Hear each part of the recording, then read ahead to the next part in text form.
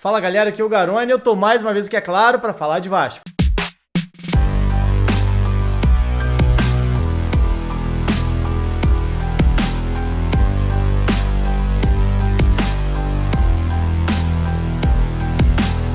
Nessa terça-feira, o Vasco se sagrou campeão da Copa Atlântico Sub-19, vencendo o Botafogo por 1-0, gol de Paulinho. E eu tive o prazer de, durante toda a competição, ser um dos comentaristas lá do canal Nosso Futebol, que eu comento Série C, Bundesliga, comentei Copa do Nordeste, Pernambucano, Alagoano, Goiano, enfim. Essa temporada eu comentei diversos campeonatos, entre eles a Copa Atlântico, onde eu fiz praticamente todos os jogos do Vasco, com exceção da partida contra a Jacuipense no fim da primeira fase da competição. Todos os outros jogos do Vasco eu tive a oportunidade de acompanhar e eu nos últimos anos não tinha tido essa oportunidade. Nos últimos 2, 3 anos eu acompanhei muito pouco da base do Vasco diariamente, como eu acompanhei agora na Copa Atlântica, que é algo que muita gente sempre me pergunta: pô, Garone, quem tem aí na base do Vasco que pode surgir como uma grande promessa? Quem pode jogar nos profissionais? Inclusive, lá nas transmissões que rolaram aqui no YouTube também, a maioria dos comentários foram exatamente perguntando sobre isso. Quem poderia surgir para um futuro próximo, né, do Vasco atuando nos profissionais. Por isso eu resolvi fazer esse vídeo aqui. Então, se era isso que você queria saber, já chega deixando o like, se inscreve no canal caso você não seja inscrito, está se aproximando aí de 75 mil inscritos, dá essa moral aqui pro canal e aproveita e vai lá na 1xBet, aproveita o cupom GARONE para você dobrar o seu primeiro depósito. Na verdade, receber o mesmo valor em bônus. Botou R$50 para apostar, vai receber mais 50 em bônus, só utilizar o cupom GARONE aqui no primeiro link na descrição. Mas sem enrolar, vamos falar um pouquinho desse Vasco campeão da Copa Atlântico. Primeiro explicar um pouquinho do campeonato, né? Por que Sub-19? No caso, os jogadores nascidos em 2003 ficaram fora. Igor Julião, por exemplo, que era um dos garçons do time na temporada, lateral esquerdo, já jogou como ponta também. O Marlon Santos, jogador constantemente utilizado. Até o Marlon Gomes, que está nos profissionais do Vasco, está lesionado, tem sido desfalque, teria a oportunidade de jogar essa competição também, caso, claro, não tivesse sendo aproveitado nos profissionais. Então foi a competição que pegou jogadores nascidos entre 2004 e 2007, né? Jogadores bem jovens, com muitos jogadores vindo, inclusive, do Sub-17. Então, um time relativamente modificado em relação ao time campeão carioca, mas com poucas mudanças até. Alguns desfalques são até por conta do Sub-17. Caso do Ryan, que estava com a seleção brasileira Sub-17, que, na minha visão, é o jogador de maior potencial hoje na base para chegar nos profissionais. Muitas das perguntas que eu recebi foi exatamente sobre isso.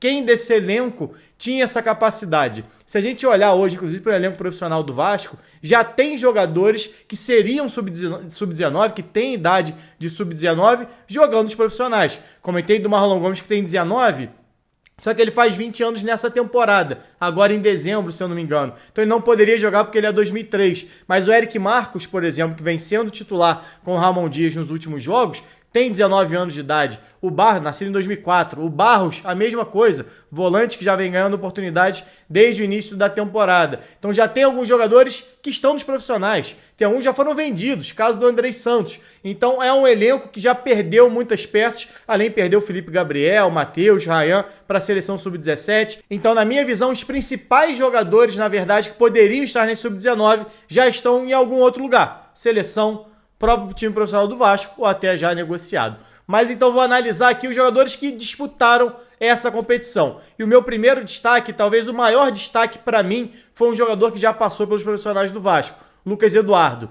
É um jogador que organiza o meio-campo, é o capitão do time, é o jogador da bola longa. O Vasco trabalhou muito essa bola longa em versões de jogo o tempo todo e a bola sempre passava pelos pés dele. Inclusive o JP, que para mim é um dos destaques também desse time. No primeiro jogo da temporada, no primeiro jogo na verdade da competição, não tinha o Lucas Eduardo ao lado dele. O Lucas Eduardo estava voltando de lesão, iniciou no banco de reservas. E o JP foi quem fez isso e fez muito bem também. Depois da entrada do Lucas Eduardo no time, o JP ficou um pouco mais apagado. Avançou um pouquinho mais para participar da fase mais ofensiva de conclusão da jogada e ficou distante da construção. Então a bola passou menos no pé dele. O JP, que para mim é outro destaque, até pelo porte físico que tem, que pode surgir em breve nos profissionais, iniciou bem e terminou mal. O Lucas Eduardo foi o inverso.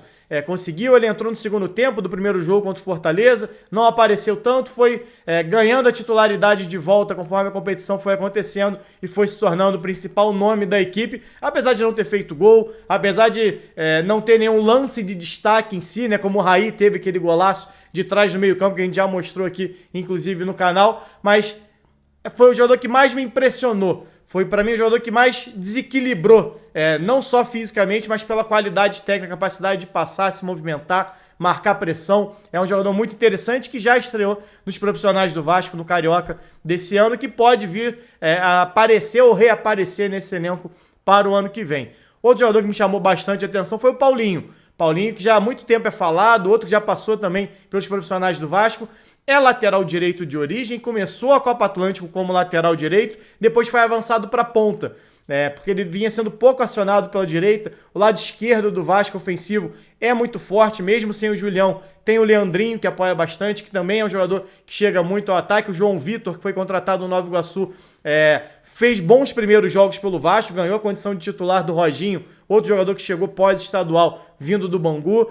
Então o lado esquerdo do Vasco funcionava muito bem, e o Paixão não estava muito bem como ponta direita, e o Paulinho acabava ficando um pouco mais sumido dos jogos. Depois o William Batista fez uma alteração na equipe, jogou o Paulinho para a ponta, entrou com o Vitor Manuel de lateral direito e jogou o Paixão para centroavante. Foi um momento onde o Vasco realmente engrenou no campeonato. O Vasco começou rateando, empatou com o Fortaleza, perdeu para o CRB, e quando fez essa alteração contra o Jacuipense, conseguiu vencer, avançou de fase, e aí depois eliminou Bahia, eliminou Novo Horizontino, que tinha metido um 4-2 no Flamengo na primeira fase, e ganhou do Botafogo na decisão, com um gol do Paulinho. E aí sobressaiu a maior virtude do Paulinho, né? Que é a qualidade ofensiva dele. Ainda é um jogador muito jovem, 18 anos de idade, chegou a treinar os profissionais do Vasco. Não acho que esteja pronto ainda para os profissionais, mas é um jogador para realmente ficar de olho. Assim como o Lincoln, outro jogador que nessa temporada também já estreou e talvez até esteja um pouco à frente do Paulinho. Paulinho chama mais atenção por ser um jogador ofensivo. O Lincoln é um zagueiro, mas o Lincoln participou muito da construção ofensiva do Vasco nessa Copa Atlântico. Falei aqui, né, das inversões do Lucas Eduardo, como é que o Vasco trabalhou essas bolas longas, algumas delas saindo lá dos pés dos zagueiros, principalmente do Lincoln, que chegou a dar algumas assistências, inclusive, no campeonato, ou assistência direta para gol, ou pelo menos para finalização, que era pegando essa linha defensiva adversária sempre mais exposta. O Vasco saía curto, atraía o adversário, bola longa para Paixão, João Vitor, Paulinho, jogadores, essa trinca ofensiva do Vasco que tinha velocidade para agredir a última linha. Inclusive um gol do Vasco contra o Novo Horizontino é numa bola linda do Lincoln para o João Vitor marcar o primeiro gol dele com a camisa do Vasco, o segundo na vitória por 3-0. Então é um jogador para ficar de olho, porque já jogou nos profissionais, é um zagueiro que tem boa velocidade, é bom no jogo aéreo, tem força física e tem qualidade com a bola nos pés. Acho que o Lincoln é um zagueiro bem promissor para a sua categoria, mais um muito jovem também, que pode aparecer possivelmente no ano que vem na equipe do Vasco. Falando em defesa, tem o Lete. O Lete, que eu vi muita gente entre amor e ódio com ele, é um jogador muito jovem, um goleiro que no ano passado estava no Sub-17 ainda, que não é tão alto assim, e isso chama a atenção muitas vezes do torcedor. Se não, ele tem 1,84, pelo menos as pesquisas que eu fiz aqui. Não é um goleiro tão alto, mas é ainda um jovem que ainda pode crescer mais um pouco, mas que fez um grande campeonato. Inclusive na decisão contra o Botafogo, quando estava 0-0, o Lete fez pelo menos 2 grandes defesas, saindo ali na pequena área, para abafar o ataque do Botafogo, sustentou o melhor momento do Botafogo, depois o Vasco fez 1-0 e aí o jogo transcorreu com um pouco mais de tranquilidade e ele sendo menos exigido. Mas é um goleiro que foi muito bem no jogo aéreo, mesmo não sendo tão alto, saiu bem do gol e mostrou muita velocidade, muita agilidade quando teve que sair numa bola mais próxima ali, saindo realmente como, às vezes até como um goleiro de handball, né? Saindo para fechar o ângulo. Gostei bastante da atuação do Lete, que inclusive foi eleito o melhor goleiro do campeonato. E a gente vai para o ataque agora, ou para os jogadores de mais qualidade de refinamento técnico, pelo menos na minha visão. Raí e Estrela.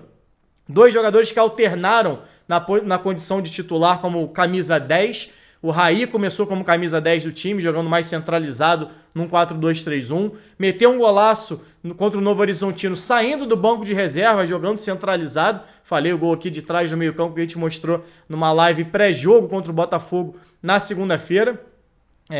Perdeu a condição de titular para o Estrela, mas em alguns momentos chegou a jogar, inclusive, um pouquinho mais aberto pelo lado esquerdo na vaga do João Vitor. Até na decisão contra o Botafogo, o João Vitor sofreu uma lesão e o Raí entrou jogando mais pelo lado esquerdo. Porque diferente do Estrela, ele tem um pouquinho mais de mobilidade. São dois jogadores com característica de 10, aquele jogador do último passe, do drible mais refinado, do passe mais curto, da finalização de média distância, de pisar na área. O Estrela, inclusive, terminou a competição como artilheiro do campeonato com 3 gols, ou um dos artilheiros com 3 gols, artilheiro, obviamente, do Vasco também na competição. Aquele jogador, aquele meia, aquele ponta de lança que vem por trás do centroavante pisar na área junto para finalizar a jogada. Talvez até tenha mais característica do que o Raí, e por isso, em alguns momentos, os dois jogaram até juntos, com o Raí vindo pela esquerda. Qual é o problema dos dois, ao meu ver? Um pouquinho de falta de intensidade. O Estrela é um jogador mais lento, que quando tem a bola nos pés, consegue resolver em um toque só. Tem um gol dele que ele faz contra o Bahia, que elimina o Bahia, vitória do Vasco por 1-0, que a bola chega no meio campo, de primeira ele lança o João Vitor, acelera e o João Vitor dá o passe nele por dentro para ele fazer o gol da vitória do Vasco. Mas é um jogador que muitas vezes some durante o jogo, se movimenta pouco sem a bola, né? Tem participado pouco sem a bola. O Raí ainda participa um pouco mais, luta um pouco mais do que o Estrela, mas em alguns momentos é um pouco mais fominha também do que o Estrela, busca mais esse 1 contra 1, busca mais o drible, muitas vezes dá certo, muitas vezes é o seu grande diferencial, em outras acaba individualizando muita jogada e perdendo algumas oportunidades, mas tecnicamente tanto o Raí quanto o Estrela são jogadores que me chamam bastante atenção. Se conseguirem entender toda a questão tática, a importância do jogo coletivo, do jogo sem a bola, e se fisicamente estiverem bem, o Estrela passou por um ano praticamente sem jogar. O Estrela teve uma lesão séria que ficou fora praticamente desde o Sub-17, porque teve um período onde foi destaque no Sub-17 no ano passado, subiu para o Sub-20, teve uma lesão no cotovelo, se eu não me engano, começou a temporada, teve nova lesão, ficou um período parado, foi voltando só no fim realmente do Carioca, onde o Vasco foi campeão, mas com a minutagem muito baixa. Agora sim conseguiu ter uma sequência um pouco maior. Pode ser que isso pese também.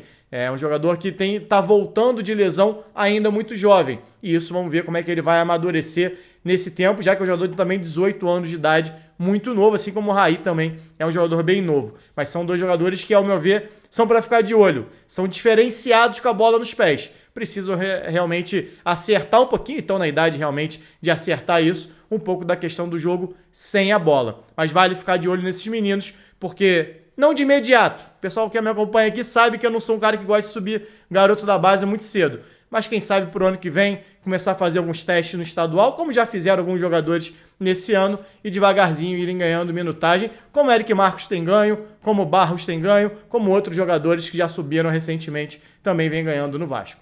É isso, galera. Saudações e até a próxima.